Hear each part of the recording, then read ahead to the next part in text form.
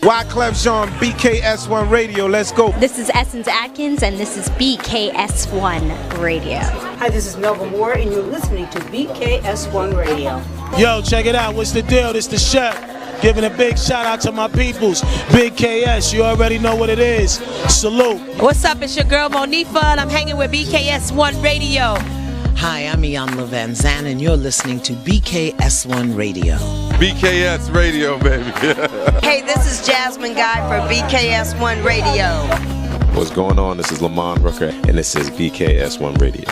Shout out to BKS1, the best kept damn secret in the business. Hey, what's up? This is Raven Goodwin from BET's Being Mary Jane, and shout out to BKS1. Hi, this is Leon, and you're watching BKS1 Radio. BKS1. God bless y'all. Theo Hughley, you listen to the Man Cave Morning Show on BKS1 Radio. Theo Hughley, you listen to the Man Cave Morning Show.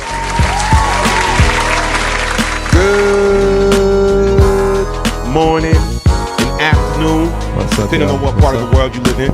You know you at the official Man Cave Morning / afternoon show. What's good, people? Oh yeah, we on. What's good, people? We are here. Y'all can hear us, right?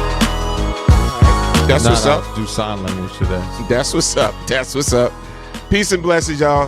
Happy Wednesday. You are officially on BKS1 Radio, Man Cave Morning / afternoon show. Yes, When we start with the introductions, my co-host, the man that always understands, and together we have the plan. We call him what? Smooth P. My brother to the left. I guess today we twinning, but I guess our minds are alike. That's why we's always winning. We call him the one and only Storm Norm the General. He tried it, y'all. He tried it. Got it all. No doubt. Shout out to everybody watching us live right now on YouTube. Salute, peace, and blessings to everybody watching us live right now on Twitter, Periscope. Oh, listen, if you're watching us on YouTube, just go to BKS1 Radio TV, okay? Yes. And Twitter and Periscope is at Storm of BKS1, at Storm of BKS1. And also we retweet that to at BKS1 Radio ENT. We're all over the place, so you can watch Twitter and Periscope there. Shout out to everybody that's watching us live right now on the mother site. That's WBKS1.com. Shout out to everybody that's checking us out on FB. You know we love y'all, all right? On FB, salute, peace, and blessings. And shout out to everybody that's listening to us live on what? The TuneIn app. The TuneIn app. Listen, if you don't have it by now, please get that for your mobile device. It is free. Get the free version of the TuneIn app. You can listen to all your favorite radio stations from around the world. And guess who's on there? BKS1 Radio, WBKS1.com. You can listen to the Man Cave Morning Show, the Owl Show, the Live in the Cypher Show, the In the Game Show, the Beards and Ballhead Show, the Dollhouse Show, and so on. Let's talk about it. All great shows, man, on BKS1 Radio. So get that TuneIn app. Yes. We're going to be talking about some things today on the Man Cave Morning / afternoon show. Shout out. Let me give some good mornings and some salutes. Shout out to Timothy Beverly on the check-in. Shout out to Kim Sharif, a.k.a. the Diva, on the check-in. Shout out to Sienna Robinson. Hey, Sienna, on the check-in. Shout out to Terrence Bellamy on the check-in. Shout out to Leroy Thompson on the check-in. Shout out to George Moore on the check-in. Shout out to Alicia Mitchell on the check-in. Mal Davis, Cicely Hawkins Robinson on the check-in. Shout out to Janice Maxine Brooks on the check-in. Will Anthony on the check-in. Alicia Mitchell, Platinum Mitchell on the check-in. Shout out to Barb on the check-in. Shout out to Sandy. What's up, baby, on the check-in. Shout out to Kenneth Jackson on the check-in. Shout out to Tracy Curry on the check-in. Tracy, what's good? Shout out to Laverne Long. Shout out to Kimberly McKinney on the check-in. Kaz Minor on the check-in. And as y'all trickle in, we're going to show you some love. All right? You already know what it is. So now, first, let's start with the church announcements. Let's start with the church announcements. You know what's going down this Friday. TGI Fridays is going down. It's the official Friday Night Live, the happy hour mix. All right? And it's going down, powered by WBKS1. We'll be rocking out on the ones and twos. Your boy DJ Smooth P and your boy DJ Storm Known the General will be doing what we do on the ones and twos. Listen, half price appetizers, drink specials, all of that. We rock from 10 p.m. to 1 a.m. So get there early, get your spot, and come on out and just have a good time, man. We turn TGI Fridays into the club. So come on out and have a nice time this Friday at TGI Fridays. What else is going down, man? What else is going down? Oh, listen. Listen, this Sunday, how can I forget? You know what? I'll even go to Saturday. So Saturday, I'll be at NJ Pack, rocking out for the after party for the Temptations and the Four Tops. They're giving an awesome concert at NJ Pack, and I'll be doing the after party. So as soon as you come up out of there, I'll be right there in NJ Pack, rocking out on the ones and twos, playing the good old classics and everything. So come on out. Get your tickets, man, for NJ Pack. The concert starts at 8 p.m. at NJ Pack. It is the Temptations with the Four Tops. It's going down. So that's this Saturday, October 12th. Now, this Sunday, I want to see everybody in the building for the stage play, Final Deceit. The stage play, Final Deceit, is part 1 and part 2. All right, so if you already seen part 1, you already know it's popping. But there's a part 2. And it will be this Sunday, 3 p.m. at the DeCray School of Art, located at 1031 Central Avenue, Plainfield, New Jersey. It's going down 3 p.m. And guess who's in the play? Myself, your boy Storm Norm is in the play. I play a character named Dave. Some other BKS people's up in the play. Sandy's up in the play. Maria, Miss Maddie's in the play. Yes, Hurricane Kiss is in the play. A lot of great cast, comedian Amazing is in the play. It's going to be an awesome production. So we want to see everybody in the building supporting Final Deceit. All right. And of course, it's in conjunction with Domestic Violence Awareness Month. Okay. So it's not also just breast cancer awareness, it's Domestic Violence Awareness Month. So come on out and support this play this Sunday. It's only $20, general admission at the door and everything. $25 for VIP meet and greet and light buffet. So it's Final Deceit. I would rather live a life alone than live a life built on lies, deceit, and manipulation. All right. The play is by Juanita Karen Hartz Towns and her husband Eli. All right. So come on out. It's an awesome play. So come on out and check it out. All right, so that's all the church announcements. We got Cancer Walk going on. Yes. And also Diva said, don't forget this Sunday, October 13th, North Breast Cancer Walk. I'll be there at the registration table. Stop by and say hello. No doubt. We got to play, Diva. Oh, man.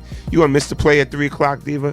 Come on, man. This is the last time that you probably going to see me in that play this year. So come on out and check it out, man. It's an awesome cast, man. The cast rocks. All right, what else? Cancer Walk before we get into... Oh, here we go, right here.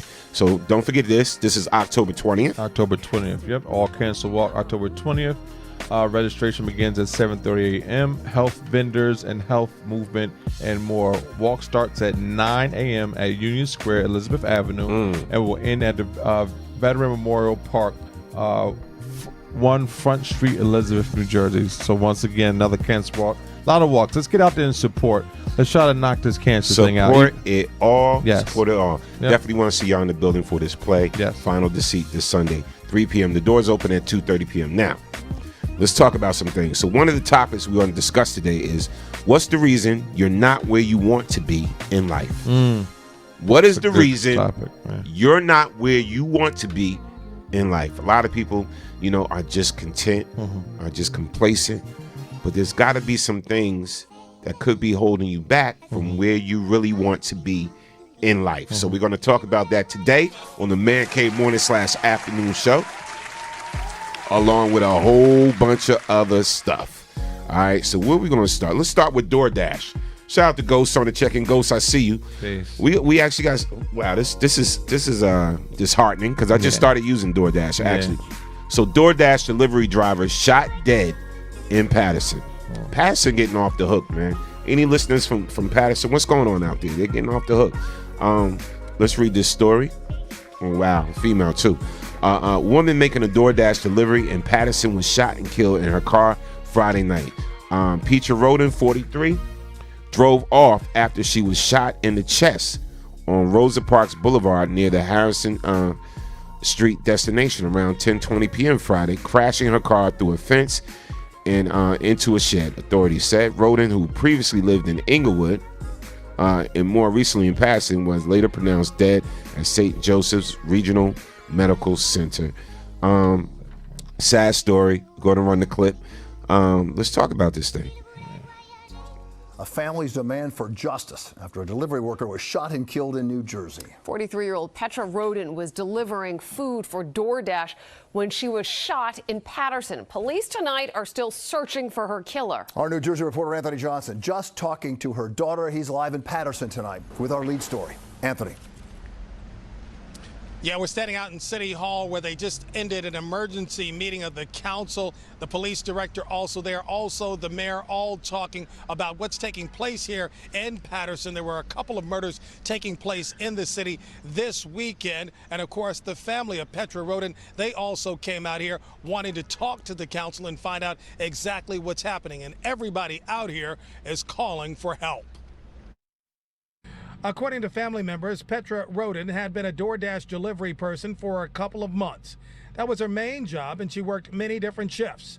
Her murder after making a food delivery just before 10:30 Friday night here on Harrison Street has left family and friends searching for answers. She worked, she cared about her kids. She was a manager to her daughter with the music, and somebody took her life. These kids gotta live without a mother. I want to have justice for my mother. My mother was a good person. All she was doing DoorDash. She was delivering food when this incident happened. And I just want justice. We all want justice. That's all we want. Roden tried to flee the block, but crashed into a fence after being shot. Meanwhile, members of the city council have been meeting with police to discuss the recent rise in shootings. This is a call to action to anyone that knows anything to help us get to the bottom of what happened this weekend. We demand action. We demand results. We demand answers. Crazy. I hope they find justice. Yeah. But more importantly, man, what's wrong with people? Yeah, it's like a lot of senseless violence going on in the hoods and urban areas, whatever. We got enough to deal with. I'm telling you, the world ain't feeling us anyway. Yeah. You know, so we got to start taking care of each other, man. Real talk. Again, condolences and prayers go out to the family. And it's crazy thing about it too, man. My cousin Jeff got me hooked on DoorDash. Okay. I use DoorDash for everything now because, you know, now I'm like, it made me a little lazy when it comes to, you know, going out to get food. Yeah. You know, I got IHOP delivered to my house, bruh, on a Sunday morning. Yeah. It was a beautiful thing. You know, sitting up there, got my pancakes and my sausages and my omelet and all of that. I got Wild Wings. Wild Wings delivered to me. Like, everybody's starting to use DoorDash now. Yeah. Shout out to Amazing Taste in North Plainfield. I ordered Amazing Taste through DoorDash. Now, here's the flip side to that. All types of people deliver your damn food. Yeah, man.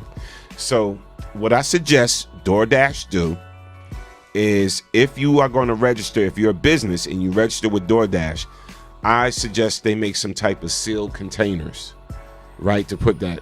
If the seal is broken, you know what I'm saying? Like, you ain't rocking with that it's food. It's up to the establishment for the containers that you use to actually upgrade to make sure that the food gets hotter also, because when I was with TGI Fridays, and we started using Uber Eats. We actually changed our to-go packaging to a more secure, like you just said, into a packaging that would keep the food hotter longer. Right. So I mean, but there is no. I mean, you're gonna wrap a seal on. I mean, it wouldn't be cost efficient to do that. I mean, it already costs a lot more for the packaging that they had changed to. Right. So right. I mean, if you did that, you would have to then shift that cost to the consumer, which is supposed to work out good for everybody. So they're not doing that. Because all types of people characters, be delivering your food. I'd be like, and then you get the bag, like it was open, like the juice had spilled out of my the jerk sauce juice had spilled out of my thing. It was in the bag, whatever. Like, like they should package. I think the restaurants, like you said, it's their responsibility. To package it correctly. They should package it and seal it correctly. You know what I'm saying? So I've had a few people ask, with me doing Lyft and stuff every now and then. I've had some people ask, "Oh, do you do that?" And I'm like, "Nah, I'm not messing with. I don't want to mess with people's food. I don't want to have nothing to do with people's food." So Fuse said, Burger King puts it in a sealed bag and a note that says, "If seal is broken, don't accept." Really? Yeah. So big ups to Burger King. Yeah. Shout out to clap it up for Burger King. Yeah, clap it up for Burger King. That's how I think it should be done, man. Because y'all be coming with the food any old type of way. And there are stories of people that said, "Yeah, I taste tested. I might eat a fry or try out their drink." Like that's me personally. I'll never order from none of stuff because I don't trust people enough to do that. Nah. Yeah, I do it. That's just times of being lazy. Let's read some comments and then we're gonna move on. All right. Cicely said, "Word up because they can't put anything in your food, spit on it, etc. So good luck with that. I cook at home. I never really eat out. I'm old school." Felicia said, "Wow, condolences to the family." Timothy Beverly said, "My heart always go out to the loss." Felicia also said, "Patterson always been off the hook." Yeah, Patterson is a little crazy. Yeah. What we got next? Patterson's a little crazy. What you got in here? Oh, okay. So, black man awarded $27 million after serving almost 3 decades in prison after being what? Wrongfully accused. After being wrongfully accused. All right. So let's read the story. Mark Shan was convicted in 1987 of club shooting in Springfield, Massachusetts, that killed a woman bystander. 6 years ago, a judge considered new evidence discovered the Innocence organization, Centurion Ministries, subsequently let him go. Shan sued the city of Springfield and 4 police officers for violating his civil rights in 2015. A judge dismissed the suit against the city and the case is awaiting appeal. However, the claim against the officers, who are all retired, Elmer McMahon, Leonard Scammon, Raymond Moss, and Michael Reed. During the trial, Scan's legal team argued that the officers used unduly suggestive techniques when identifying their client as a suspect. The jury decided that was worth $1 million for every year spent in prison, and the outcome even his lawyers didn't predict. That's dope. What are 27 years of a person's life worth? That is a very interesting philosophical question. Heather McDivitt, one of Shan's attorneys, said, "There are experiences that can never be recreated. There is the pain and suffering and subjection to violence and isolation and loneliness." So he got $27 million. Use it wisely, my brother. Use it wisely. Do some good with that. Enjoy it. Yeah. Enjoy it. Nobody could replace those 27 years. Actually, you got 27 million. Yeah, that's a good start though. I can never get those years back, but that's a good start. It's a damn good start. It made me live the best of my life. So, Now here's something. So a lot of y'all that's younger, the younger generation that listen to the show, probably don't know who the hell John Wayne is. All right, but my father used to always watch John Wayne movies, and the old school black and white movies or whatever. So John Wayne was this cowboy hero, whatever. Also made famous by the Public Enemy reference. Yeah. Mother F, him and John Wayne. Talking about Elvis. Yeah. Elvis and John Wayne. Elvis was a hero to most. Y'all remember the lines. But John Wayne exhibit no longer wanted at his alma mater, University of Southern California. Which All is right, huge. Yeah. 100 John Wayne Drive. So that's that dude, John Wayne. If a group of students at the University of Southern California get their way, a long-standing exhibit celebrating the career of legendary Hollywood actor John Wayne will be long gone. Because of the late actor's racist viewpoints, student activists at the private Los Angeles-based school are calling for the end of the shrine celebrating the trailblazing career of Wayne, who claimed on USC as his alma mater. Also goes on to say, a USC spokesperson told the Daily News that Wayne collection exhibit went up in June of 2012 and is comprised of movie posters, memorabilia, awards, and personal correspondence of the Duke, who attended the college in the late 1920s when he was still known by his birth name, Marion Morrison. All right, so now, if this happens, right? If they take down this shrine dedicated to John Wayne because they feel as though he's a racist, we don't want this representation in our school, would that start taking precedence with other things? Well, I think that precedence has been happening already, and that's why this is happening. If you look, there's been a few other stories and situations of similar things happening in different places, like the younger generation. That's why I said that the change, if it ever happens, is going to come from the younger generation, because their mentalities and mindsets are a little different than the older mentalities. Like they're more meshed, they're more intertwined into one another, unless it's just ingrained hate coming from their homes. Most of these kids, they don't care what color you are, what your nationality, what your religion, race. They don't care about none of that. They just care if you're fun, if you're cool, what we could do. Like their mindsets are different. Right. So I think that's where the change is going to come. When you have these young people saying, listen, we don't want to perpetuate this anymore. We have to change. Like I told you about the conversation I was having with a few young college students just the other week. I'm like, and I said to them, because he's like, well, what could we do to change this? And I said, what's going to change it? It takes you and more people like you for this to change. If more people like you don't step up and say this is wrong, like you're saying right now in our conversation, nothing's ever going to change. And I think it comes from the young people. And you know what? And it's funny because the same conversation that I have with people all the time when it comes to this whole police brutality thing and racism and whatever like that, and I say, and they're like, enough is enough. We're tired of being treated this way. And I'm like, what's going to change it? I hate to say it. When white America step up and say it's wrong and enough is enough. That's when it's going to change. We beat our chests and we mad. It doesn't matter. Because, believe it or not, they still are the key holders. Yeah. Watch, don't get mad, people. They still are considered the key decision makers when it comes to anything. How America is dictated and played out. Yeah. And nobody wants to hear that. But it's the truth.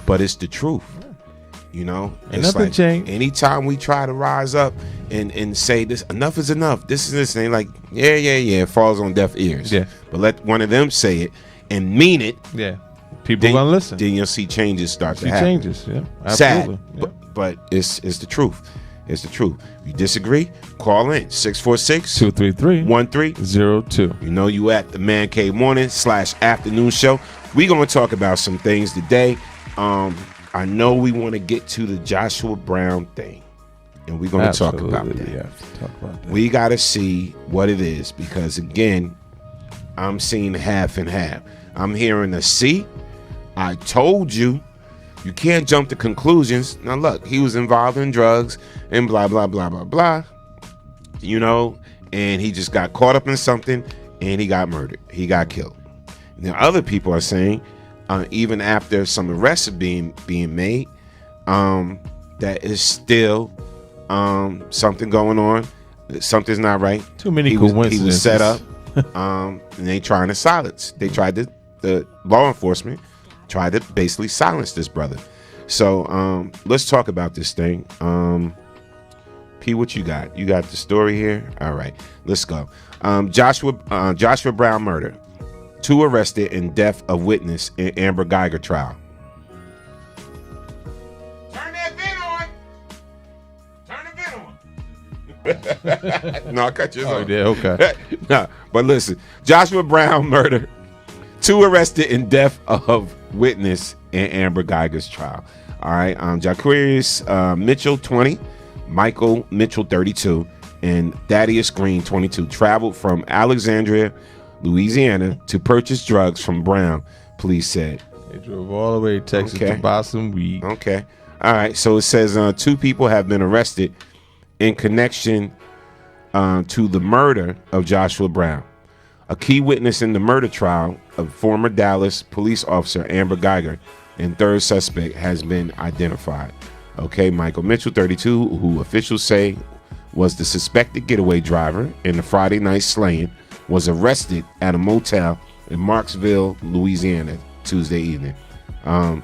Avoyelles Parish Sheriff's Office Chief Deputy Stephen Martell said. Okay, Jaquarius Mitchell, 20, had previously been arrested and was in custody at a hospital, Dallas Police Assistant Chief Avery Moore said at a news conference Tuesday. Thaddeus Green, 22, remains at large, police said. Now, let's run a little bit of the clip and let's talk about this thing. Nonsense, yeah. We take you live to Dallas now. Police are giving an update on the investigation into the murder of a key witness in the Amber Geiger murder trial. An arrest warrant has been issued. Let's listen in. How hard it is and how much pain is related to losing a loved one. No family member should have to suffer that kind of pain. I want you to know that the Dallas Police Department is working diligently on your behalf to solve this case. It's our policy that we pursue all murder suspects. We pursue them aggressively, we pursue them thoroughly with the hope of bringing closure to the family. As you know, I've said it before, that we value human life. We understand that there's some in the community that do not, but the Dallas Police Department does value human life. Through the dedicated work of my detectives, we have identified 3 suspects in the Joshua Brown murder. Jaquarius Mitchell, black male, 20 years of age. Michael Mitchell, black male, 32 years of age. Thaddeus Green, black male, 22 years of age. According to suspect Jaquarius Mitchell, all 3 suspects came from Alexandria, Louisiana, to purchase drugs from Joshua Brown. Thaddeus Green was the facilitator. He's the one that contacted Joshua Brown. As they drove to the office. So, did they start doing that again? John Doe, black male. Ricky Doe, black male. Doughboy, black male. I don't know, man. It's just still, it's a lot of loose ends, bro. A lot of coinky dinks. Lot of loose ends. Somebody's being made out to be a pawn in this game. I don't know. It's like we gotta wait to hear more and see more. I'm curious about what the judge even thinks. This judge, Judge Tammy, even thinks about this situation. And what makes me even bring her up was the recent discovery of something she said while she was on the stands. So that just, it adds on to it, because when the judge says this, so you remember the incident when Joshua Brown was crying. He teared up, he needed a moment. And so, he went to the bathroom, and as he went to the bathroom, this is what she said.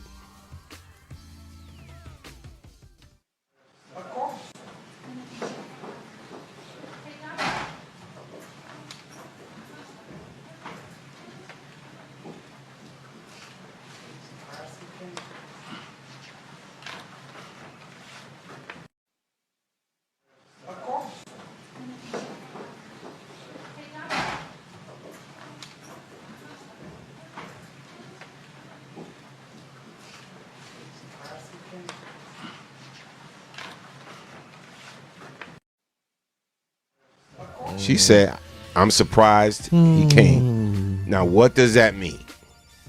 Okay. What could that mean? I'm surprised he came.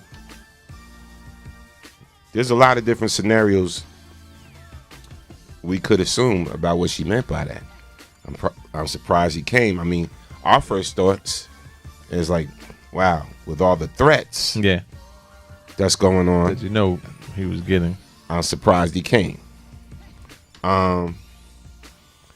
If he is known, we didn't hear nothing about that he was known for selling drugs or doing illegal stuff until his murder. Yeah. Now, if he had experience with the judge before or something like that, and she's known him to be involved in criminal stuff or whatever the case may be, that could be another reason that her saying, I'm surprised he came into the court. Or, again, with the threats from her family, possibly, police members, possibly, I'm surprised he came. So I'm quite sure the Judge Tammy will be questioned about that remark. And I kind of like some of the stuff you were saying off air when we was talking I'm about to it. break it down. I'm letting you finish first. Yeah. In reference to, another scenario of what possibly could have happened. Yeah. Because right now, we don't know.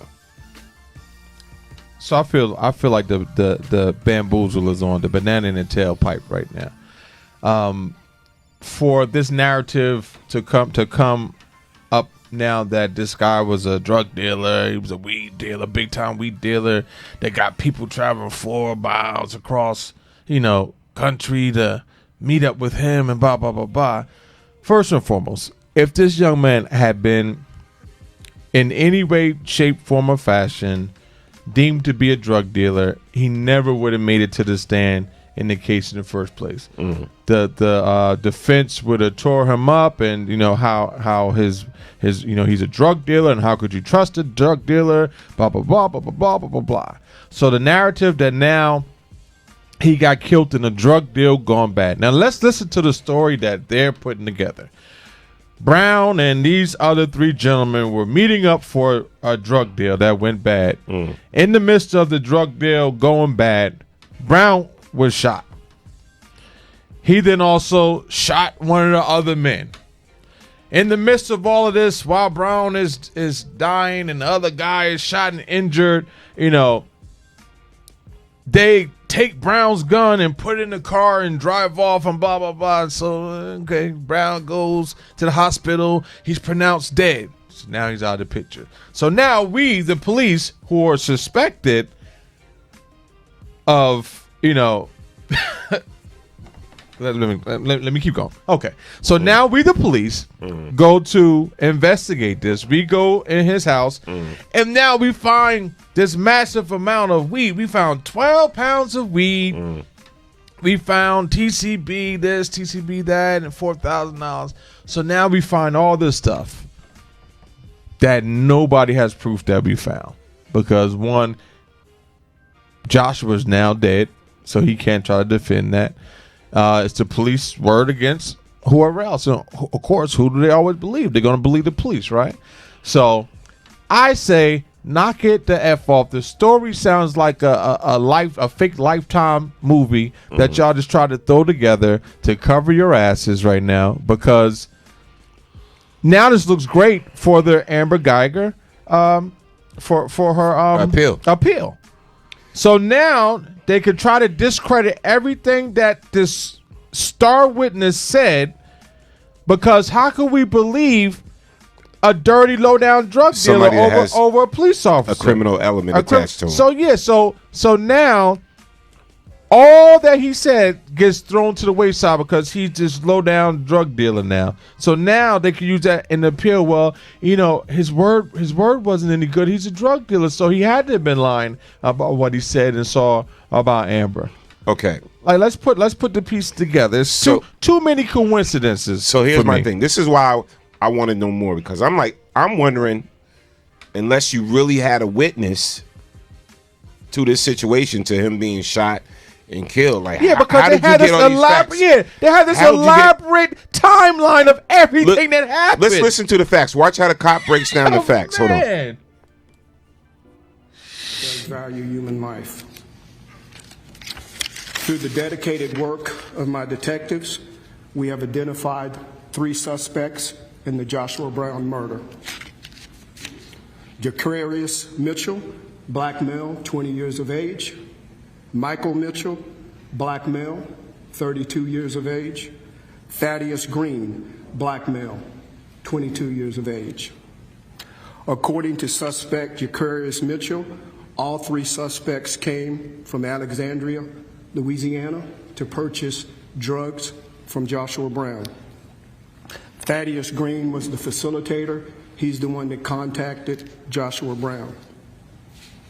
As they drove to the offense location, Thaddeus Green gets out of the vehicle, has a conversation with Joshua Brown, which escalates into physical altercations, at which time Jacarius Mitchell gets out of the vehicle and he states that Joshua Brown orders him back into the vehicle and shoots him in the chest.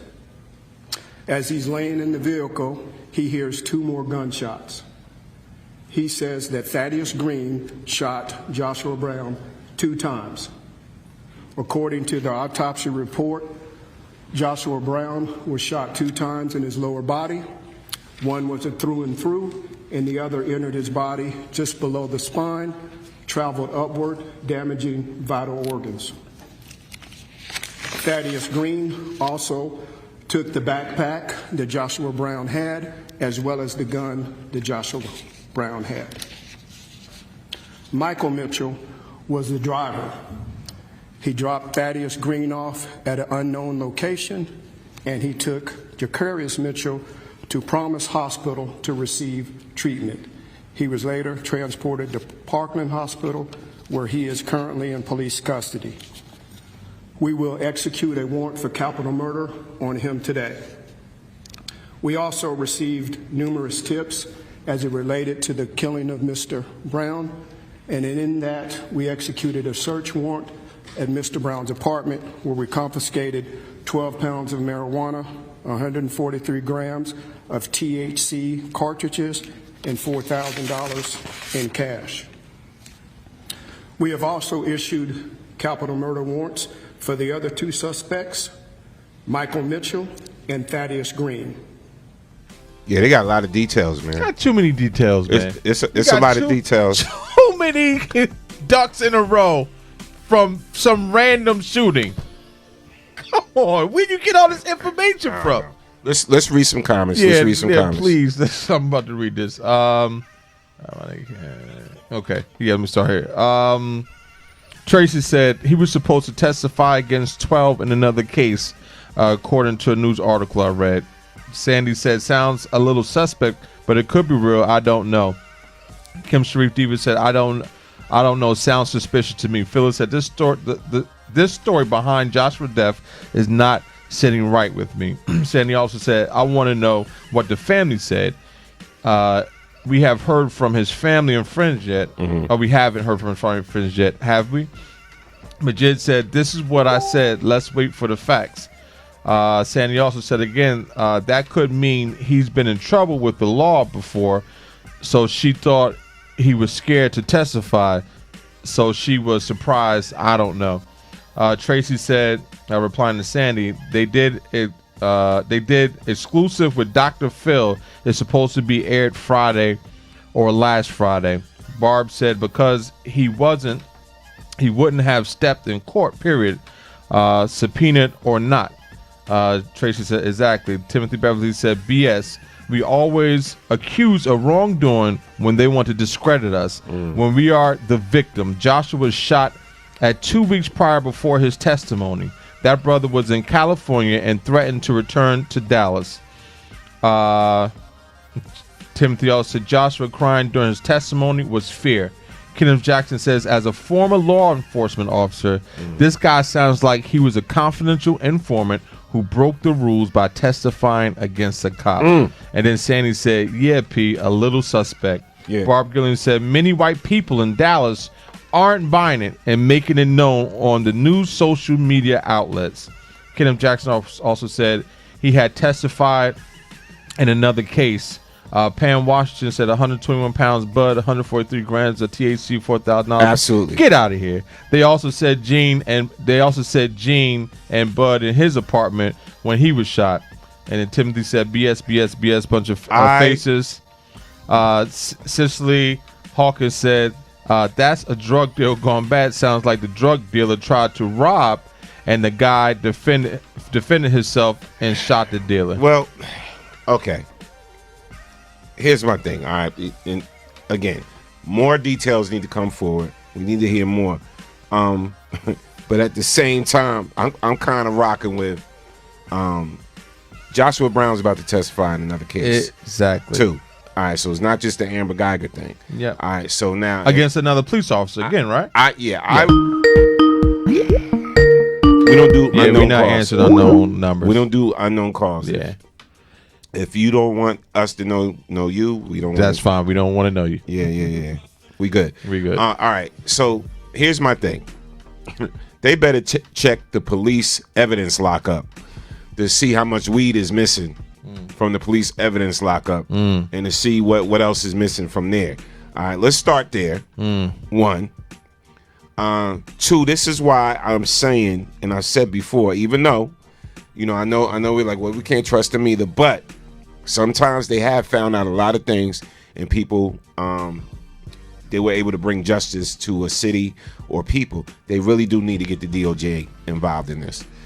It needs to be more of an investigation, because how else are we going to know? Because other than that, we're just going to keep speculating. No, listen.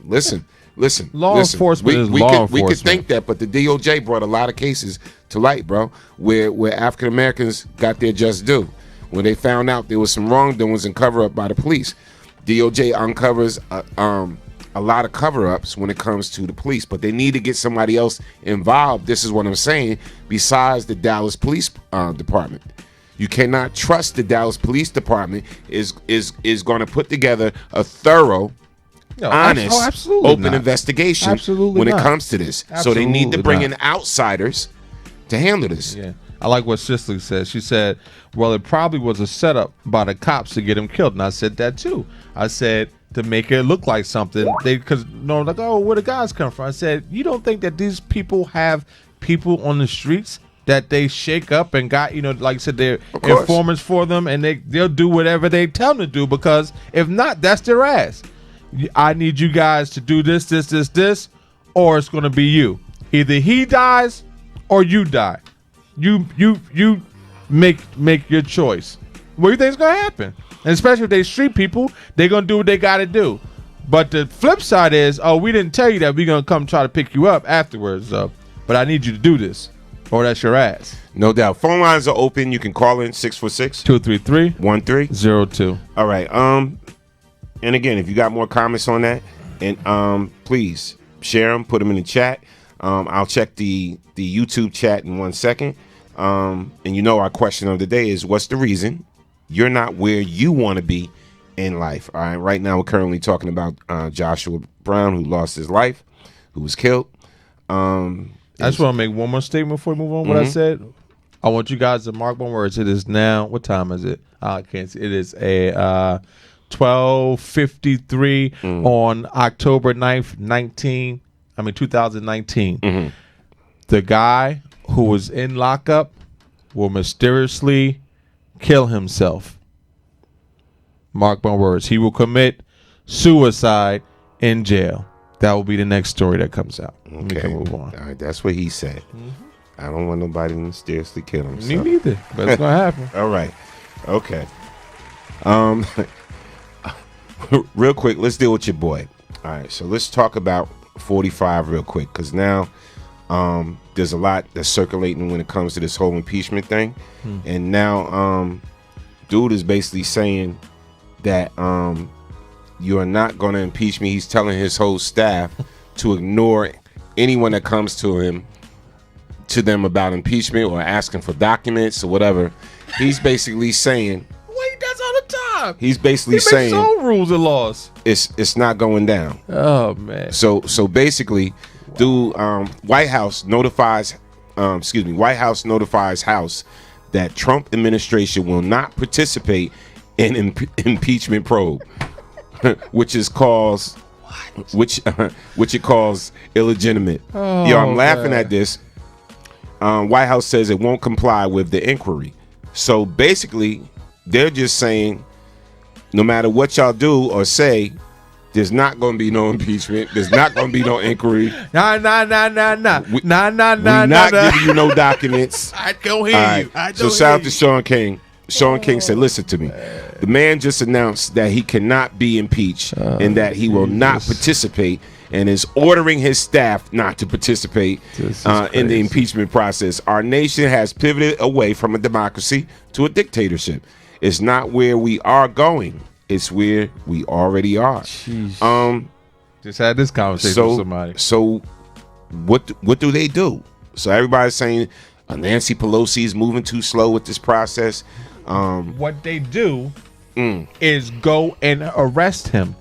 They can't do that. Why can't? But I'm just saying, if he is impeding on a official, it's obstruction. Exactly. It he is. should be arrested for. You can, I don't care who you Right. are. You can't just say, "Hey, listen, I know you guys trying to impeach me, but I ain't really got time for that right now, and so I'm telling all my staff that if you come." No, like that is, you can't do that. Bruh, we know you can't do that, but you have to understand, because he still holds the highest office in the land, and they have put together certain rules and laws, right? And it's funny because there's the reason why they can't is because of the articles that the DOJ created years ago, right? That says you can't arrest a sitting president. Why though? Why would you not be? So if he walked up to somebody and brought, they like for no reason just pow to start blowing people's head. They started shooting people in the head. The You law. can't. You gonna sit there like,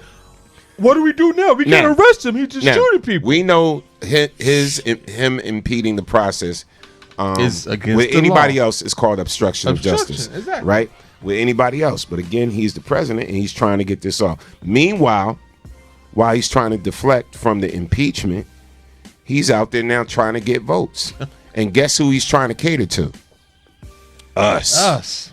Cause we's dummies. We don't fall. African Americans. Now peep this out what he said. And I thought about the little clip we ran yesterday with the slave. Yeah. But this is what your boy is saying now when it comes to us. He probably seen that clip and it made this. Here it goes. Y'all ready? Here it goes. He probably was watching the show. Oh, I gotta put it in. I thought that was it. Oh, you didn't put it in? I thought you did put it in. My bad. Hold on. Yeah, I think I got it. He might have was watching the show yesterday before he made this little speech. I'm almost certain he's seen our little PSA from the little white people about how America was built. And he put that into his speech. All right, let's see. I think this is it. Oh my goodness. Gotta love it. I think this is it. But this is where he's going now. All right, I think we got the clip. African Americans built this nation. You built this nation. You know, you're just starting to get real credit for that. Okay, I don't know if you know that. You're just starting to get, you built the nation. We all built it, but you were such a massive part of it. Bigger than you were given credit for. Does that make sense? Right? African Americans built this nation. You built this nation. You know, you're just starting to get real credit for that. Okay, I don't know if you know that. You're just starting to get, you built the nation. We all built it, but you were such a massive part of it. Bigger than you were given credit for. Does that make sense? Right? Yo! That's right up there with the video I played yesterday. Yo! Like, they should be neck and neck. Hand in hand. Look, the crazy part about it is, right, because that's the same youth group that we played with the clip, with the sellout young boy, whatever, that loved Trump so much, whatever, and this is a particular youth group. I don't know where they're from. I don't know how much they're funding them, you know, or whatever the case may be. But it's like, man, we got to stop allowing our enemies to brainwash us, man. And this is money. Real, this is real talk. This is real talk for money, and you know it's for votes. And he wasn't saying anything to that effect the first year when he was in office. You know what I'm saying? Or the second year, or whatever. You know, now it's an election year, so you need to try to appeal to us, whatever. And they're doing so much to deflect everything from this impeachment thing or whatever. Dude is really becoming untouchable. And I'm realizing, and I'm coming to grips with it. He may do another 4 years. He will. You know, he's going to because of the Republican Party. Yeah, and it is what it is. But it's funny just to hear him say that. You guys don't get enough credit, really. Wow. Let's read some comments. All right. Timothy has said from we were talking before. He said if a lie is told after an incident, a lie has to be told throughout that issue, which is a fact. When you lie, you got to keep telling lies. Barb said, notice how he snuck in the we. And then Sandy said, did he say African Americans built this nation? we built this nation? Dude, you ain't black. You're orange. Phyllis said donkey with a bunch of mad faces and cuss faces. Kenneth Jackson says, since when does the DOJ make laws? Last time I checked, Congress made the laws and DOJ enforces them. That's a fact. Tracy Abrams said, I'm more disgusted with youth group than I am with him. And then Phyllis said another 4 years, same thing with angry faces and cuss faces. So, yeah, I mean, he's definitely been Mr. Untouchable. I will give the Donald that. And he said that. And I guess he meant it when he said that, because anybody could tell you, oh, no. I know I just killed a whole bus of kids, but no, I'm not going to jail right now. I got other shit to do. Like, come back next year sometime, okay? Come back next year. Like what? All right. So who said since when does the DOJ? Kenneth Jackson. Okay, DOJ. Kenneth. Yeah. It like I said, it's actually the U.S. Justice Department. All right, has decades old policy that a sitting president cannot be indicted. Indicating that criminal charges against Trump would be unlikely, according to legal experts. And here's the explanation of the rationale behind the Justice Department policy and whether it applies to Mueller. All right, so they've had this 73. Yeah, this been for a minute since the whole Watergate scandal. So you can't. Wow. So after Watergate, they put that into place. Yeah, you can't arrest a sitting president. So that's the crazy thing. Now after he completes his presidency, he can get arrested. I mean, it is what it is. It's crazy how this thing is going to play out, man. It's crazy. And I'm wondering why they're not pushing the buttons. They must be waiting for something, you know, because they didn't even take a House vote yet on the impeachment. It's because he has so much stuff. His book of secrets must be like crazy. Because he does what he want to do. His book of secrets on people is crazy. Down to getting jokers killed in suicide watch cells because they know too much. Nah, he got to go. His book is crazy. That's why he gets away with this stuff. He has so much dirt on so many people because that's the thing about rich people. Rich people don't necessarily trust other rich people. But they do to some degree. But what they do, they trade dirt. Well, I got some dirt on you. You got some dirt on me. We're never going to turn on one another. That's how they operate. Yeah. Shout out to everybody on checking. Phone lines are open if you want to discuss Joshua Brown. Y'all want to discuss what's going on with Trump. Call in 646-233-1302. Also, what we're going to discuss today, one of the topics today is what's the reason you're not where you want to be in life. Let's be open, honest, transparent about it. We're going to discuss it today on the Man Cave Morning / Afternoon Show. Something I want to share real quick that's going on that may take precedence and start the ball rolling when it comes to these video game companies. This kind of opened my eyes a little bit because it may start something. So the Fortnite, and I'm just finding out that everybody's in love with this game. These kids go crazy. Fortnite publisher sued for not warning parents that the game is allegedly as addictive as cocaine. And that's a fact. Yeah. This is crazy right here. Kids go crazy. So the Fortnite publisher is being sued for not warning parents that the game is allegedly as addictive as cocaine. So I guess they're going to start putting warning labels. I don't believe in that though. On this. Hey, How you gonna sue somebody? That's just like the jackass. I'm gonna let you read in a second. That's just like the jackass who sued McDonald's because the coffee was hot. And somebody recently just sued Dunkin' Donuts right here in Plainfield. Oh Jesus! I pulled that story up too. So let's read this. So a Montreal-based law firm launched a proposed class action on behalf of 2 Quebec parents who claim that Epic Games Fortnite is as addictive and potentially harmful as cocaine. According to USA Today, Calyx Legal represents the plaintiffs who are identified only by their initials, FN and Jay-Z, not the rapper. The two share 2 children, 10 and 15 years old, who are avid fans of the game. Do y'all think these video games are as addictive as cocaine? Are they right? Well, I've never had cocaine. Do they have a right to sue? I know that they're actually no, they don't. You don't have a right to sue. How about you be a parent? Like, knock it off. Like you upset with the video games because you're saying that they're addictive. So when we were coming up, were video games not addictive?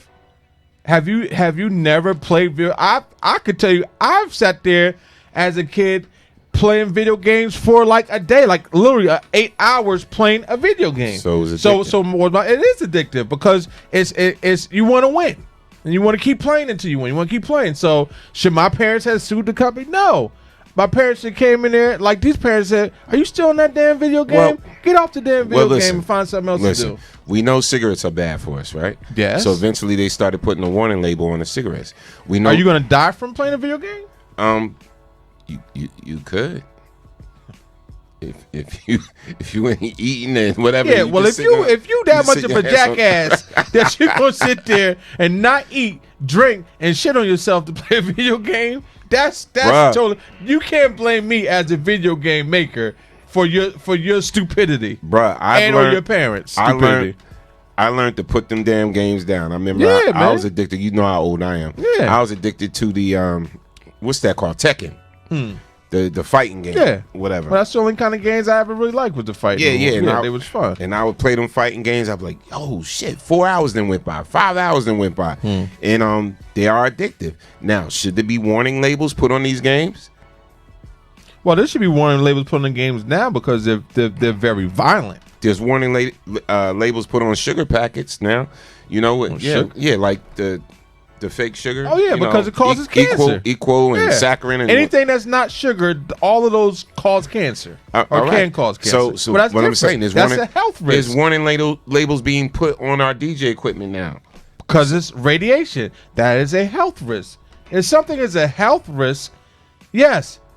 If the game is the game is going to create radiation or something like that, no. That's a mental health risk, bro. That's not a mental. These games are not a mental health risk. Some of the dangerous ones. You don't even think some of these games are a contributing factor into some of the mass shootings? Oh, absolutely, they are.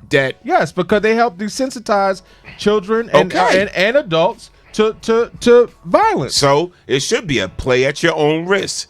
Those should have the disclaimer that these video games are very, are very blah blah blah blah blah. You know what I'm saying? But the fact just of a video game to say, oh, if your child plays this, it's just as addictive as cocaine. Like, what? First of all, so you take coke, so you know how addictive coke is. So you taking coke and you played the game and you've gotten the same sensation. Is that what you're saying to me? Like, knock it off. What they say? They're saying porn is.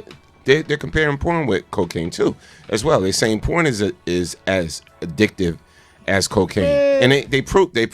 These pornos be whack as hell. But I'm saying, so if you're addicted to that, I'm saying, bro, they're saying it's the equivalent. It's the equivalent as cocaine. Look at the studies. Look at the research. Cicely said.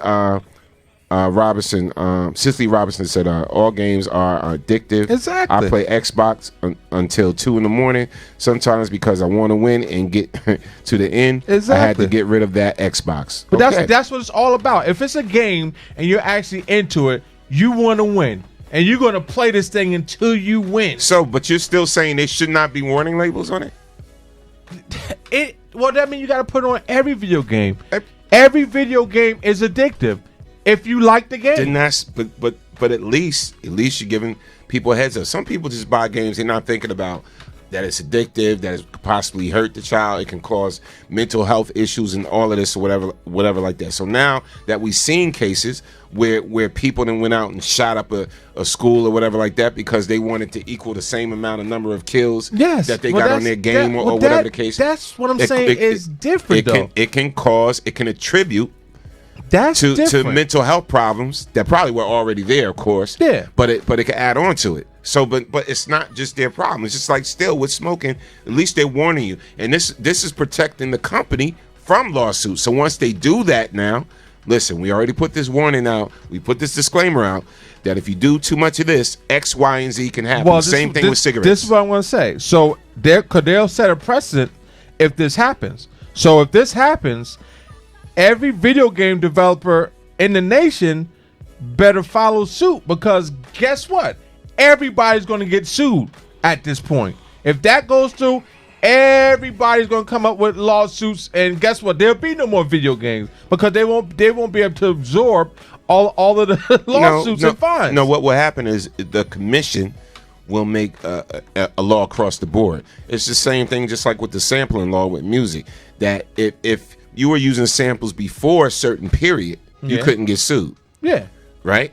Which is the reason why we never got sued when we made our single and we used a sample from somewhere, right? Because they didn't enact those laws. But then when Biz Markie and them used samples, and you know, and they got the cease and desist and all of that, and they shut that down, they created a law behind Biz Markie's records. You know, so once that law went into effect, then everybody was subject to being sued if you used a sample and you didn't get it cleared. You know what I'm saying? Yeah. So that's what I'm saying. They need something across Julian the board. Just said. I'm about to get me a lawsuit. Jay, thank you, doctor. What doctor said? Doctor Said, what's good? He said, did anybody talk about suing the Apple company for making the iPhone with the intent to be the most addictive product? I think not. Instead, they still spending. People got to stop the nonsense. I'm about to sue the hell out of my cell phone. You ain't got an provider. It don't matter. I have a cell phone, which is a smartphone, which is addicted. I'm going to sue Mark Zuckerberg for making Facebook and Instagram so addictive. I am about to get paid. Try that. What's the difference? Because you're an adult. So what? So their label will be directed towards minors. I'm gonna sue. Their disclaimer would be directed towards minors. I'm gonna be rich. You're an adult. You're supposed to know better. I'm gonna be rich. You should. That's gonna make our topic. I'm about to be where the hell I want to be after this lawsuit. I'm about to be where I want to be in life. I'm about to call my lawyer, draw up the papers. I suing. Well, it wouldn't work with iPhone no more, doctor, because everybody's addicted to the Android now. All right. Yeah. And iPhone users are either way, it's a smartphone. Declining. The smartphone is making me smarter at the minute because I'm about to be rich. All right, let's Sheesh. So that's the case with that. Oh, shout out. Good news. So Stephen Reed, civil rights birthplace, Montgomery elects first black mayor. Now, that's big. That's huge. Montgomery, Alabama. What? They elected their first black mayor. Hope he got a lot of security. Yeah, Stephen Reed, a county probate judge, has become Montgomery's first elected black mayor in its 200-year history.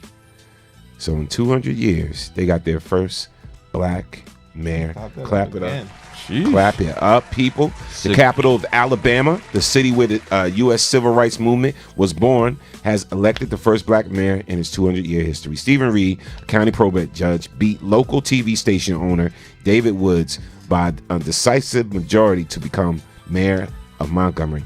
Reed won 67% of the 48,979 votes cast in Tuesday's runoff, according to the preliminary results. The 45-year-old is expected to be sworn in at Montgomery City Hall in November. Mr. Reed's victory has been hailed as a historic day for the city, which was the first capital of the slave-owning Confederate States of America in the 1800s. Wow. Please have lots of security for this man. Please, please, please, please, please. Wowzers. Pretty please. I don't want to be doing the story B.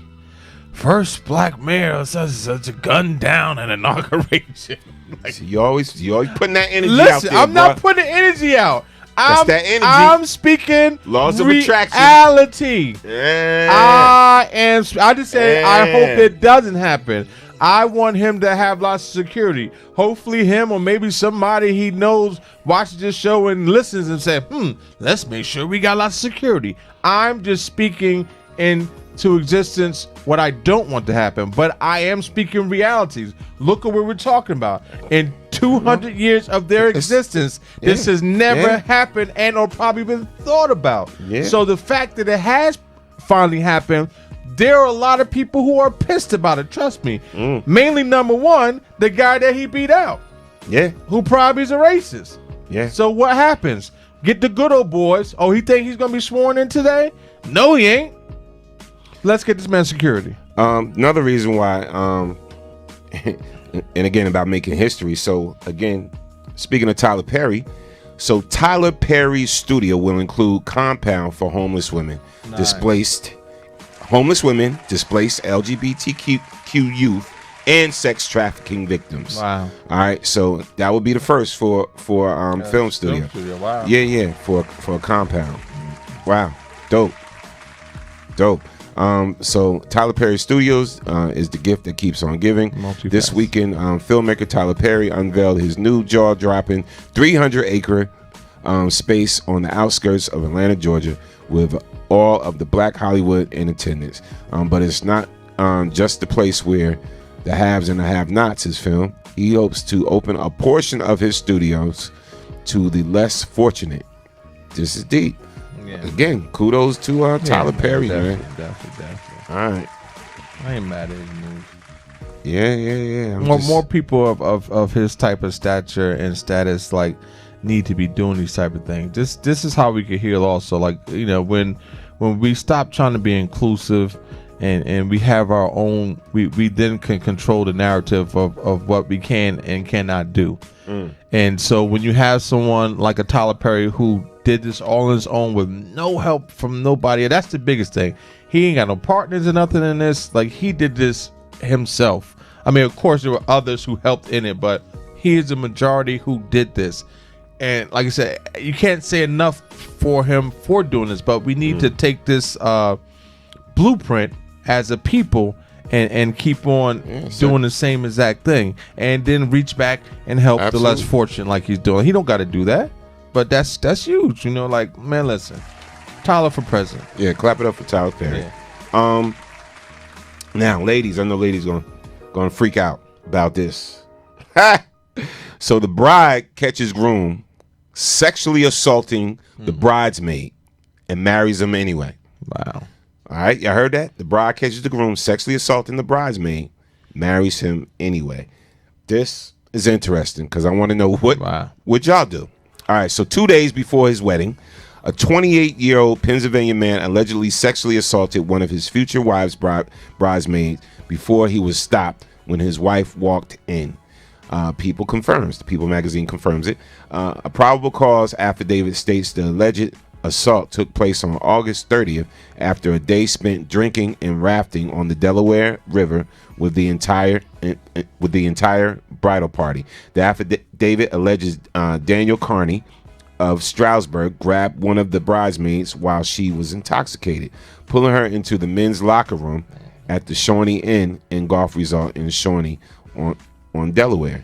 The woman, 29, reported the alleged assault the day after the wedding, alleging to state police that Carney had assaulted her in a locker room shower. Carney allegedly told investigators he was highly intoxicated on the night of the alleged assault, according to the affidavit. So now the couple right here, and she wanted her face to be shown, they still got married. Ladies, could y'all do that? Well, didn't she come forward after the wedding? After they were already married? Didn't it say that in the story? It wasn't before, was it? No. Well, she saw it. Remember? Oh, remember the wife. At the time she was still his fiance. Yeah. She walked in on it. Oh, she walked in. Okay. Wow. That's why it stopped. Okay.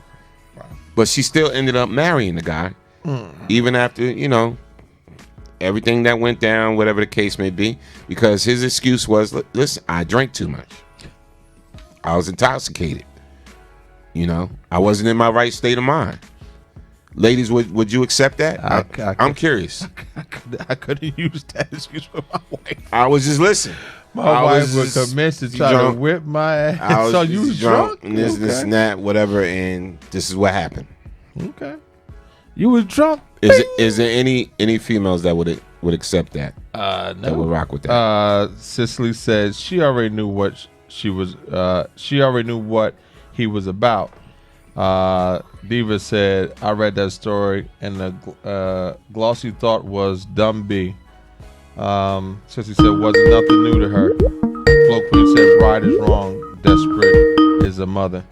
Desperation. Caller from the 973. State your name when you're calling from. You on the Man Cave Morning/Afternoon Show. What's up? It's the Diva. Absolutely, positively, no. But he was drunk, Diva. I don't give a rat's ass. He slipped and fell in the poopy. So fucking what? So, okay, so it'll be done, it will be over with. Absolutely. She's stupid. Did you not see my message? I saw that story. The first thing I thought of was, you dumb bitch. Wow. Well, thanks for sharing There's no way I would. Let me tell y'all something. When I got divorced, my ex-husband came into the courtroom, and his, I want to call it a mistress, was sitting in the back of the courtroom pregnant at the time. When we walked out of that courtroom, I said to him and her, you are truly lucky I didn't know about her, because you, him, and that bastard baby would be 10 feet under. Wow. The bailiff said, man, you can't say that. I said, say what? I said, say what? You allegedly said that. Yeah, exactly. No, I said it. Ain't no damn allegedly. I said it. No. No. You How do you stand up there with a loving eye looking at a man that you caught in bed with one of your friends? I'm not getting it. He's probably I seen another story like this earlier today. I was looking on Facebook, just scrolling through Facebook, where this woman literally found her husband's mistress in Walmart and started videotaping her and calling her a homewrecker and the whole nine. My thing is, I hope you went to him and literally moved out. You know what? Or moved him out. I dissect and think a lot. Actually, I've been thinking on this thing while we're sitting here. I bet there's more to the story. I bet that was not the first time that he was with her. They probably all been together, which makes her a dumber bitch, and is why she still did what she did, figuring, oh, well, we're together. I'm just listen. I'm speculating, but I can tell you, there's a lot of them kind of relationships going on, and they stupid. Wow. Because the first thing that I'm going to tell you what's going to happen. The first time old girl you done brought into your house, into your bed, gets pregnant, or she starts feeling some kind of way about your man, then that woman, your wife, fiance, girlfriend, whatever, is going to go after the other woman. You dummy.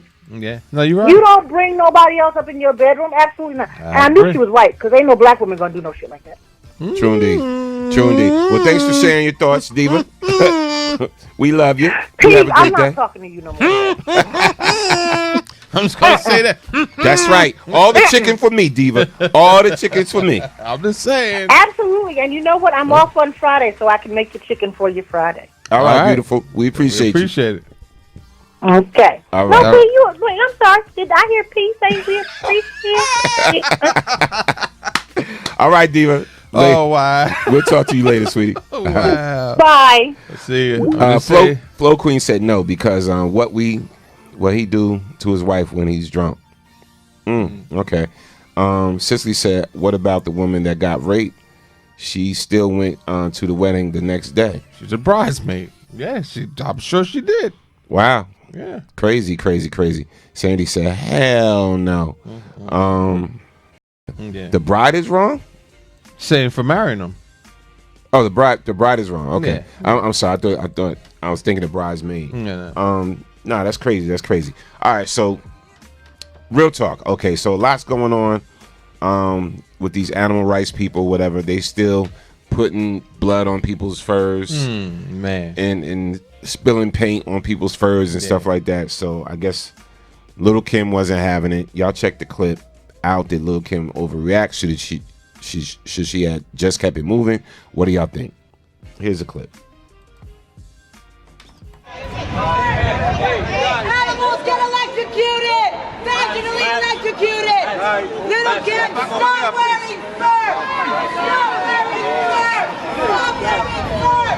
Stop wearing fur! Stop wearing fur! Stop! Shame on you! Shame on you! Black on the noise! Little kids, shame on you for wearing fur! Stop wearing fur! I bless you! Don't wear any fur! We got it! Stop wearing fur! We got this under control. I'm not going nowhere. Gotta step back. Stop wearing fur! Shame on you! Shame on you for wearing fur! Leave the animals alone! They get anally electrocuted! Stop wearing fur! Have a heart! Show some compassion! Listen to these animals! Animals get electrocuted! Vaginally electrocuted! Don't y'all get mad, but y'all care more about these damn animals than y'all do, man. Black lives, man. And I'm saying that, man. I'm so listen, man. Listen, you worried about animal lives matter, how not they ours. die, how they being treated, all that. I get that. Let me tell you. Like I told my wife, cats, dogs, birds, parakeets, goldfish, I'm rocking with. Lions and tigers and bears, whatever, man. Oh my! I could listen. I'm telling you, on any animal that can kill me, I'm not thinking about their life. I'm just being honest. But okay, so I mean, how would your reaction be if somebody walked up and poured paint on your brand new fur? There you go. Well, that's where people get it messed up. They want to do their protests, and it's fine. You could believe, you can have your beliefs in whatever you want to believe, and you can say whatever you want to say. But once you step over a certain line and or boundary, like once you become aggressive at me, towards me, you in my space, and or you've done something to my person and or possession, then everything changes. I could sit there and be quiet as a church mouse through everything else except for that. Once you invade my space, you about to get the wrath of hell upon you. Yeah. Once you've thrown something on my person, something that I own, you are about to get the wrath of hell on you. And you cannot be upset by anything that comes your way at this point because you were the aggressor. You came at me. So I am only giving you what you asked for. So was Lil' Kim wrong? Absolutely not. The only thing she's trying to do is go shopping. Minding her business. It's none of your business what I'm buying with my money, whether you like it or not. It's none of their business. I'm rocking with you on that. I'm rocking with you on that. Let's read some comments, and then we're gonna go on to the next thing. It's almost topic time. Yep. Go down to the bottom. DJ said, "Pour paint on me if you want. I'm busting your ass." She said, "No, that's going back to the other thing." But yeah, so basically, Tracy just said, "Don't invade my personal space or touch me." Sandy said, "You can say whatever you want to me, just don't touch me or my property." True indeed. I won't tolerate that. Diva said, "I'm surprised Lil' Kim didn't knock her the hell out, or knock the hell out of her." Can you say self-defense? But you see, she was trying. Her security was like, "No, we got this. We got this. Don't beat her, Lil' Kim. Don't beat her up." All right, so my binge watch pick of the week, is a Netflix series called Raising Dion. Don't know if y'all seen it yet. Me and Sandy, we binge watched it over the weekend. It's a good watch. Definitely a good watch. If you saw Stranger Things and you like that, this is a little bit different. But I could kind of compare it to that. Michael B. Jordan is in it. Okay. And I think it's a good series. It's a good series. Kept me interested. Little twist at the end. So Raising Dion, that's my binge watch pick of the week. So go check that out. All right, if you haven't seen it already. If you did, I'm curious to know what y'all thought of it. What y'all think of it. We never did this, did we? No. Nope. Universal Orlando employee fired after making okay hate symbol in girl's photo. All right, so the hand gesture has been used to symbolize white power. The mother of the biracial child wants answers. A Florida theme park employee has been fired after the individual made the okay hand gesture used by some to symbolize white power while posing for a photo with a biracial 6-year-old girl. Outraged mom Tiffany Zinger says she was looking through photos of her family's visit to Universal Orlando breakfast event back in March when she noticed an employee dressed as the Despicable Me character Gru making the hand gesture on her daughter's shoulder. Is this a clip? All right, we're gonna run this clip. What y'all think about this, man? When I was looking through the photos, I was like, wait a minute, why is this sign on my child's shoulder?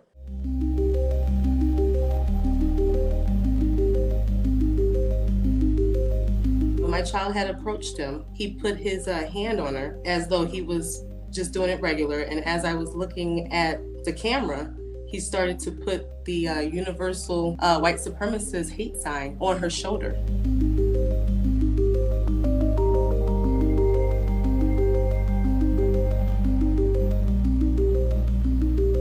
Sometimes people will use it in selfies or group photos of, say, like Proud Boy members or members of a militia or a conservative group.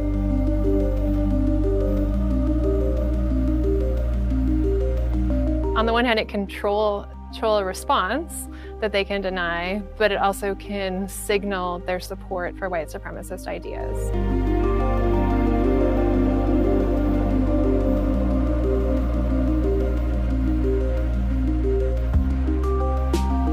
I mean, it was really heartbreaking to see that someone would do that. A character put his hand around her and, act like he was normal.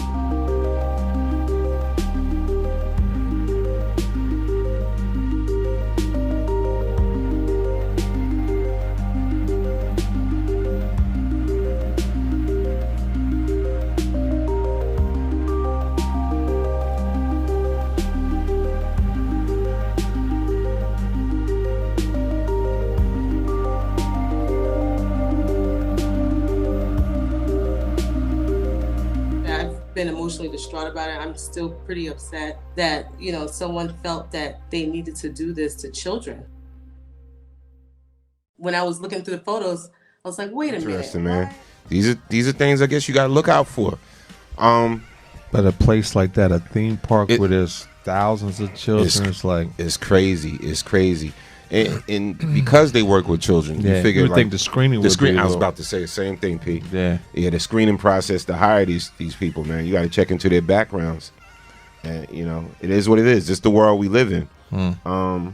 So with that, what do they do? So they took action. They fired them, terminated, which they should have. All right. Do you think the theme park should get sued or no? Because they probably don't know his.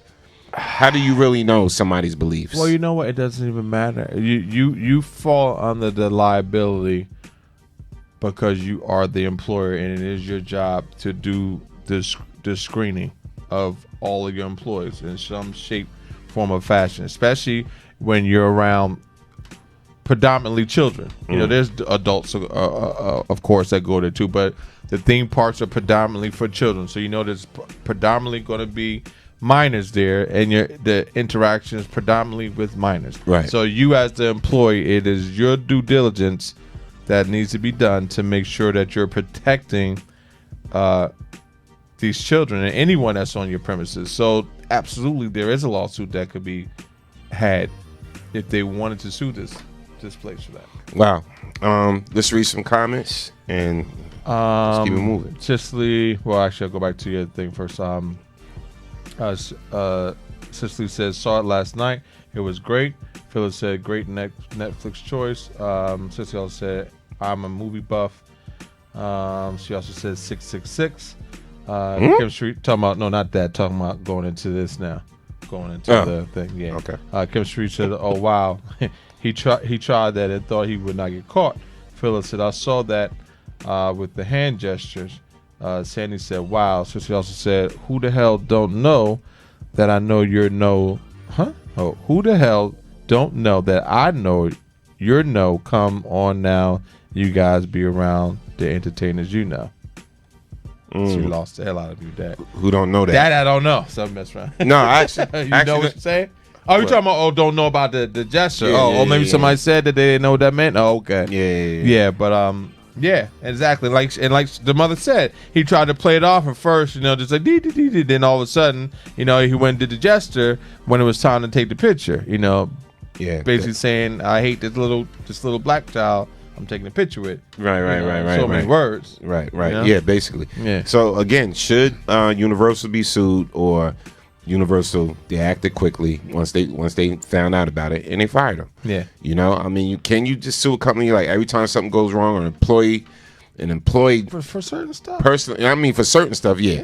But an employee does something personal like that and shows a hand sign or whatever. They're still liable. Why do you think with most of these companies nowadays, when you start working for them, you got to sign your life away. Yeah. You're signing so many papers, and a lot of time, in that paperwork, it has to do with stuff like that.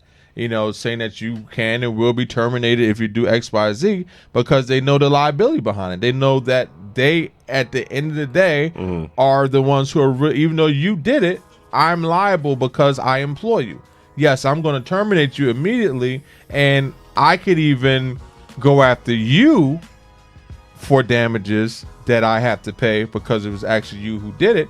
But ultimately, me as the employer, I'm the first who's liable because it's my name. You know what I'm saying? It's P's place. It's not Server's place. It's P's place. So they're gonna go after P's place because P hired Server. No doubt. So Wesley Snipes criticizes New Jack City sequel for recreating the drug culture. I think some things should be left alone. All right. So there's a lot of reboots lately. Too many reboots. Yeah, Coming to America. A lot of different things they're rebooting right now. I think Coming to America is going to be good. Me personally. Still too late. So in the talk with Shadow and Act for his new movie with Eddie Murphy, Dolomite Is My Name, Snipes was asked about the New Jack City project. His response: "I'm not associated with it. I'm having nothing to do with it at all." He said, when pressed about his specific feelings for the flick, Snipes explained, "I think some things should be left alone. If it worked at that time, under the circumstances, and the story was built around things that are current. I don't particularly like the idea of recreating the drug culture. For what? I don't know. They actually talked to me about doing it, and I told them no. If I had a dime for every time I said no, it's a done deal. It's a wrap. The original New Jack City premiered in 1991, and it served as Mario Van Peebles' directorial debut." I mean, is he right? Is it I think he's right. Is it too many movies that try to recreate the drug culture? Yep. Is that all we can, do as black filmmakers and directors, talk about the drug culture and glorifying the drug culture? There's a lot more layers to us than just the drug culture. More. Yes. So, but let's be honest, that was his claim to fame too. New Jack City, and he's not discounting. Yeah. But he's saying it's a new age. Yeah, it's a new age. Yeah. I get it. I don't know. And this thing, they offered it to him, and he told them no. He could have easily said, "Yeah, I'll do it and take the money." You can make another movie about the drug culture and not call it New Jack City. You know what I'm saying? Like, but you don't have to call it New Jack City. But why make another movie about the drug culture? Hip hop does it every day. Yeah, we got to stop. Hip hop does it every day. Got to stop. One of our favorite series, a lot of people's favorite series is Power. So I mean, absolutely, it is what it is. And same thing with Empire. You know what I'm saying? Exactly. But it's entertainment. Again, we just have to decipher what's reality and what's not. So I got a question for you. So should there be disclaimers on? There already is. There already is. Okay. Yeah. What's the disclaimer? They put that in the beginning. The viewers, and they put all the ratings right in the beginning. You know, this, not this, that violence, this, that. No, but I'm saying that's their disclaimer. Should they put on there that by viewing this it could cause violence? Like we're saying for the video game. What's the difference? Somebody could say by watching the Man Cave Morning Show, it's going to cause you to slap white people or Caucasians because y'all talk about a lot of things that they, you know what I'm saying? Like, so listen, you can't go that far. Don't slap no people. But I'm just saying that's, you know, I'm just using it as an example. I know what you're saying. You know what I'm saying? Or it can cause you to start being mad at. No, we bring That's it. what I'm We saying. bring facts. We need to put disclaimers on everything. No, That's what I'm we saying. bring in facts. We bring in, you know, we speaking truth to power. Yeah. That's basically what we doing. Yeah. So I mean, you can't really say that. But as far as New Jack City, we loved it at the time. Yeah. It was a good It was a good movie. movies. Entertainment. It's still a good movie. Godfather. Yeah. Scarface. Exactly. All these movies or whatever like that. It's entertainment. Yeah. It's just entertainment. Now, if we had 2,000 movies about the drug culture and only one movie about romance or one comedy, one black comedy, one black romance thing, whatever, then there's a problem. But when you spread it out, when you spread it out and you have a diversity of all these different layers of entertainment, then it's not a bad thing. But see, that's the problem that I have, and I think probably what Wesley has also. Like, there's so many other kind of movies that we can make as black people. Like, why do we have to keep on making these type of movies that perpetuate bad things? Let's make some positive, and we do movies. But we do, you know. So you do. You got hits. Like you I said, got Black if Panther, you want to make more movies, let's make the movie Black Wall Street. You do. Let's No, do that I've been saying that. instead of you know, New Jack City 2. Yeah, I've been saying it, but I'm quite sure there will be something like that. You're gonna have that.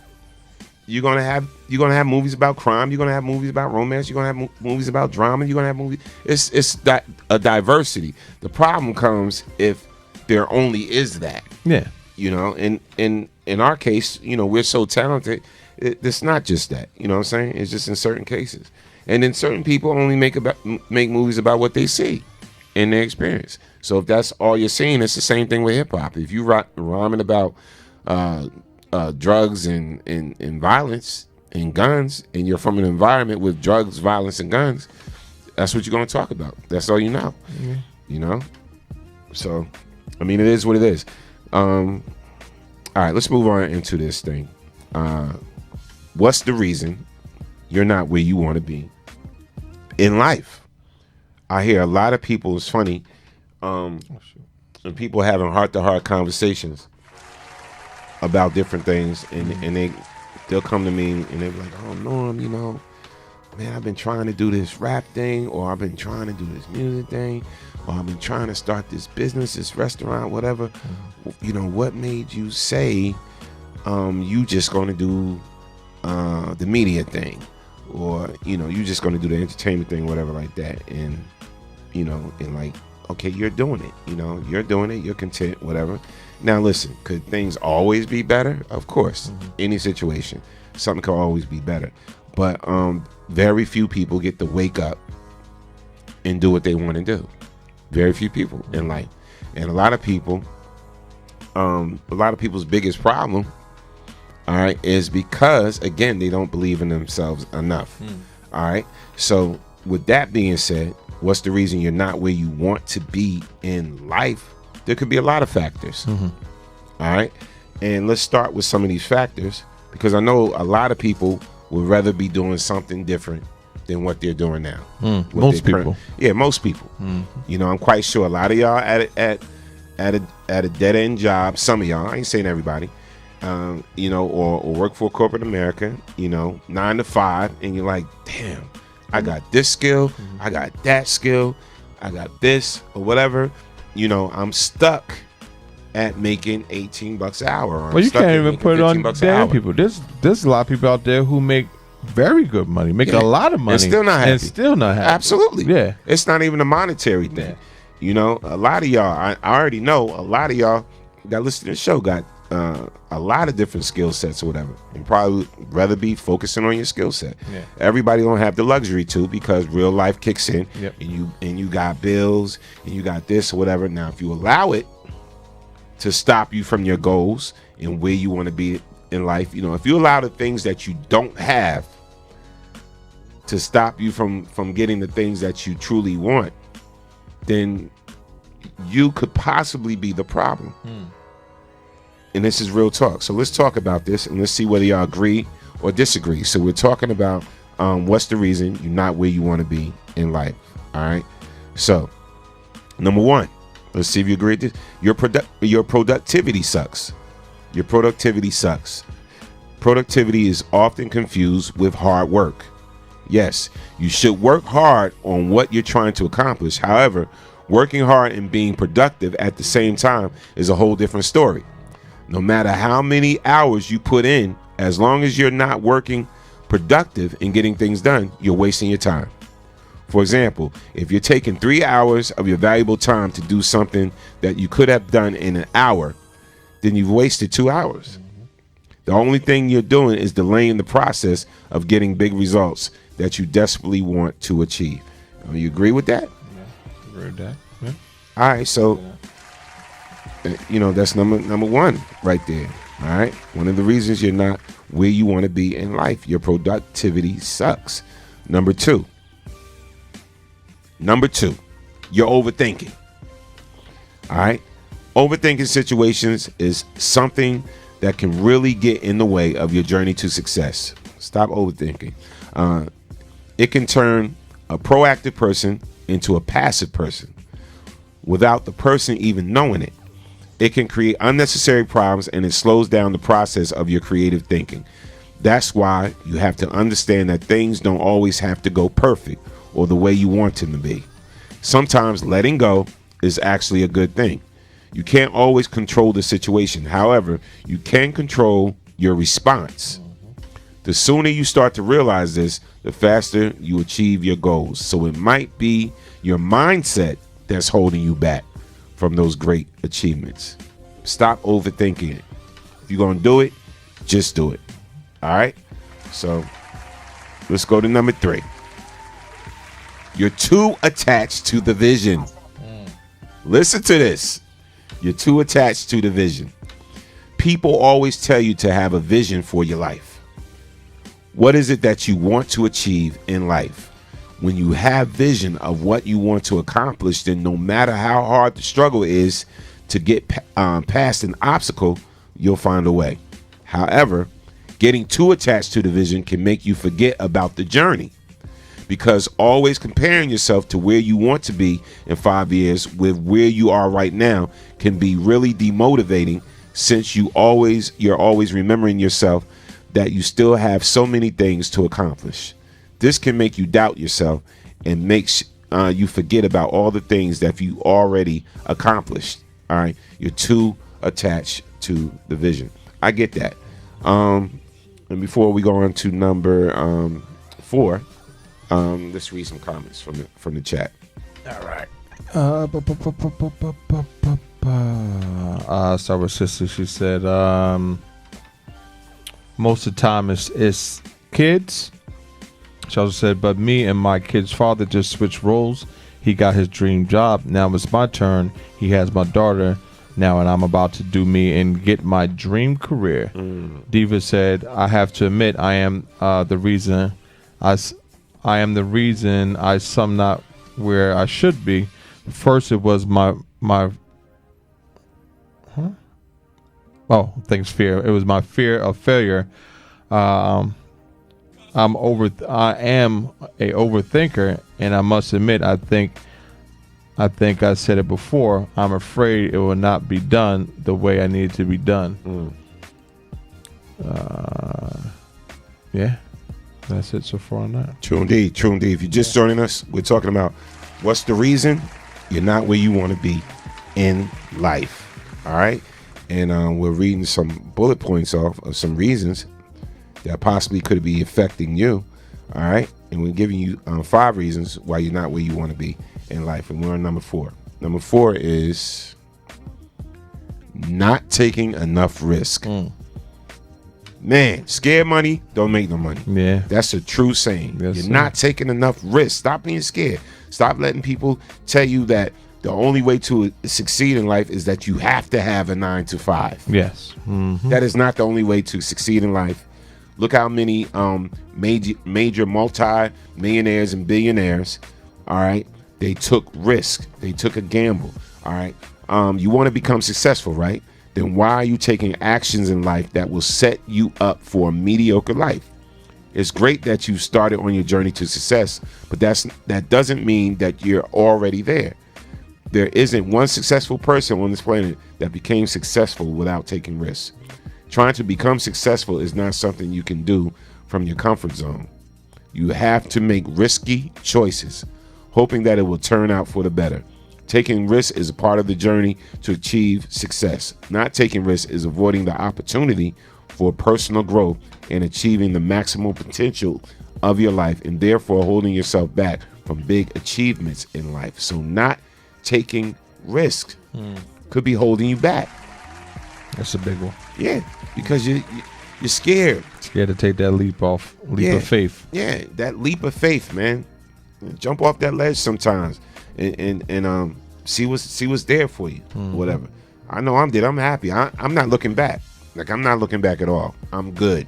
I am doing exactly what I want to be doing. I'm good. And situations is always only improving. So my thing is, if you letting people be like, no, you got to do this. You have to get up and be at a job at 8 o'clock, and then you have to get off at 5, and then you have to go home. You eat dinner. You lay down in the bed. You watch television. You go to sleep. You wake up the next day. You wash your ass, and then you go back to that job again at 8 o'clock. Like clockwork. If that's for you, then so be it. It wasn't for me.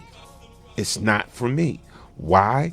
Because I feel in my heart God has given me talents and skills to work for myself. That's just me. I don't know if you think like that, or you think like that, or you think like that, but that's me.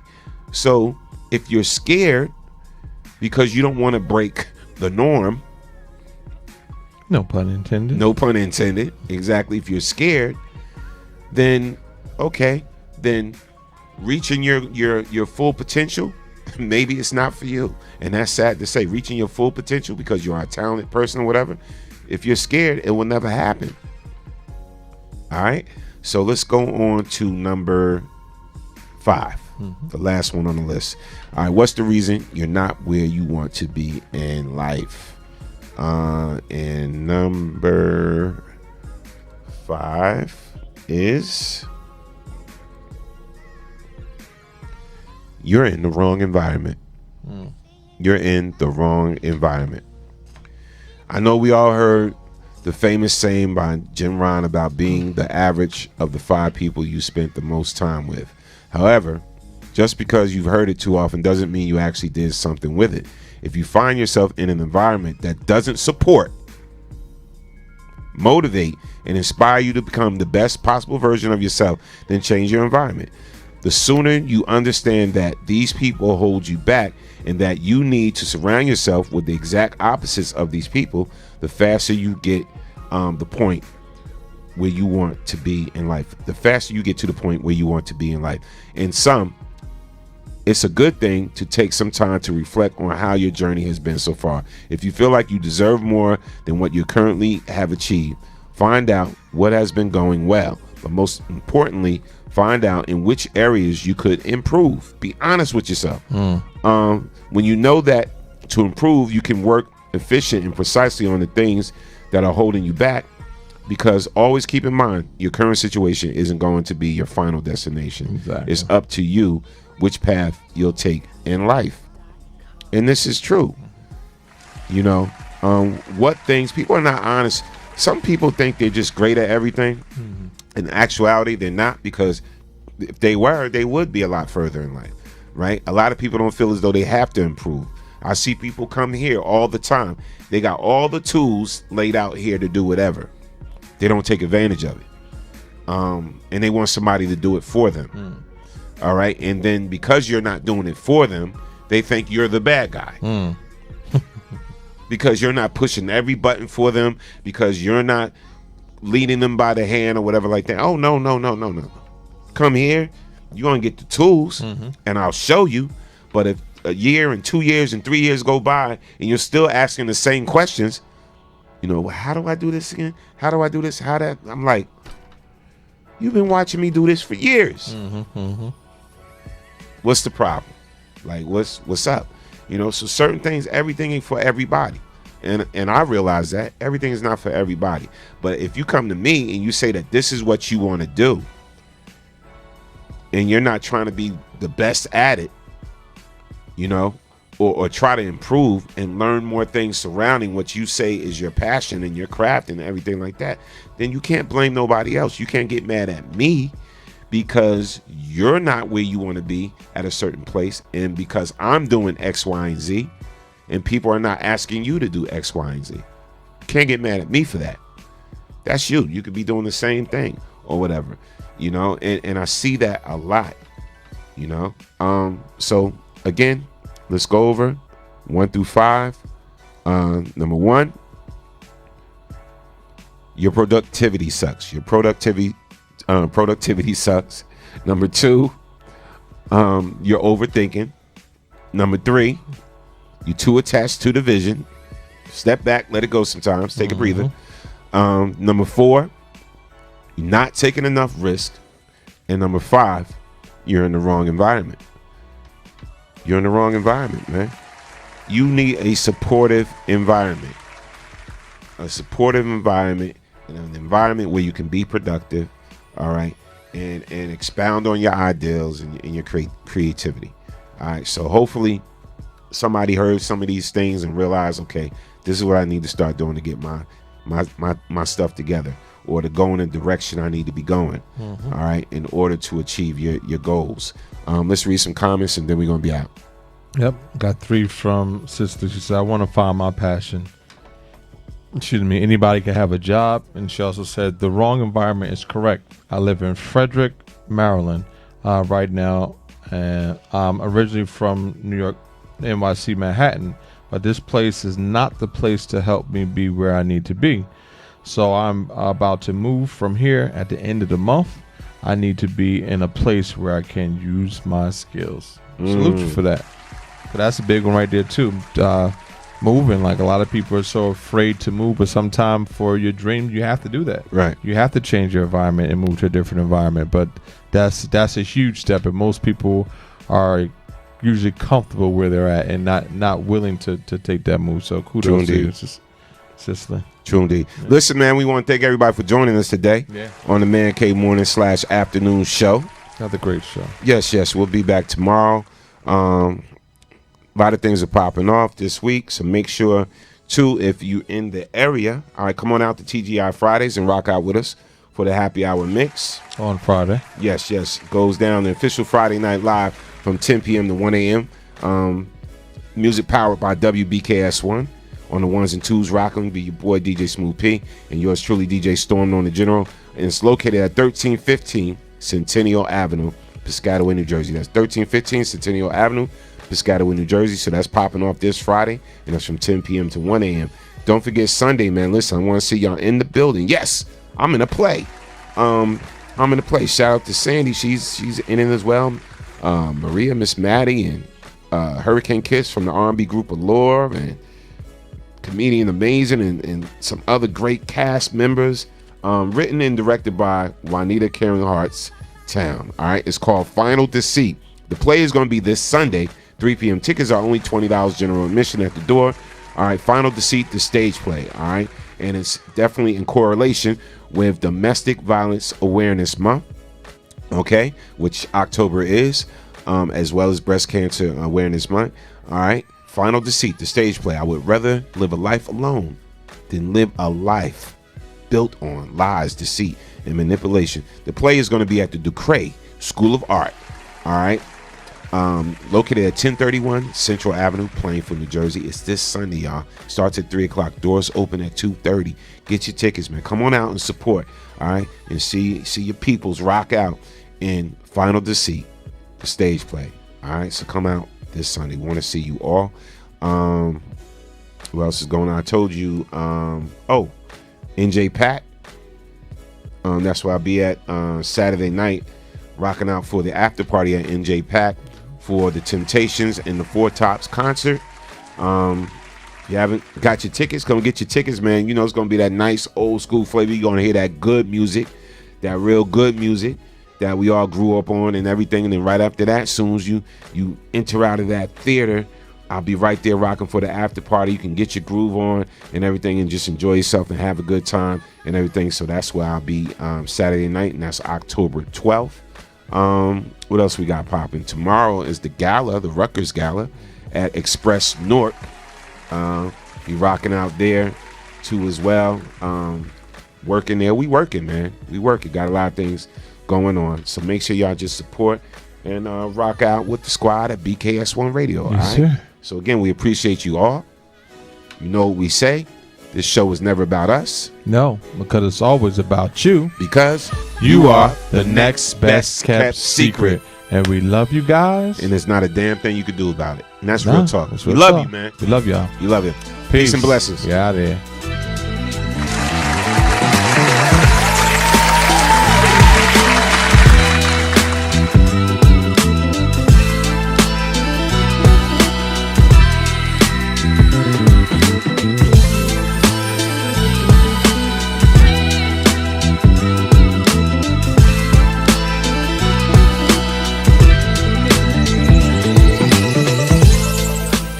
Man Cave Morning Show on BKS1 Radio. It's D.L. Hughley. You listen to the Man Cave.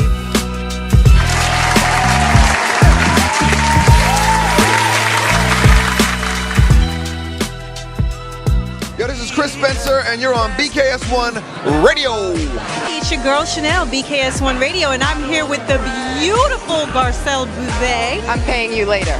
Hey, I'm the queen of comedy some more, and right now you're rocking with BKS1 Radio. BKS1 Radio Network. I'm here with the amazing Miss Tasha Smith. How you doing? I'm doing so good.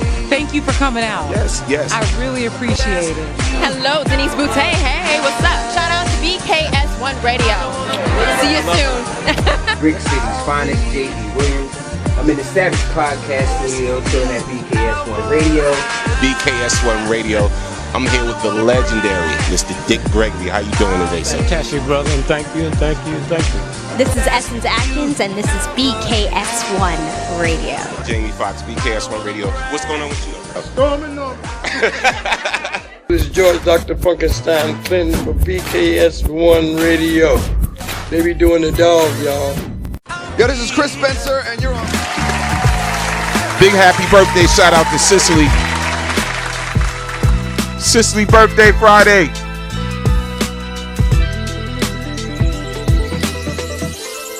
It's your birthday. It's your birthday. It's Cicely's birthday. Peace.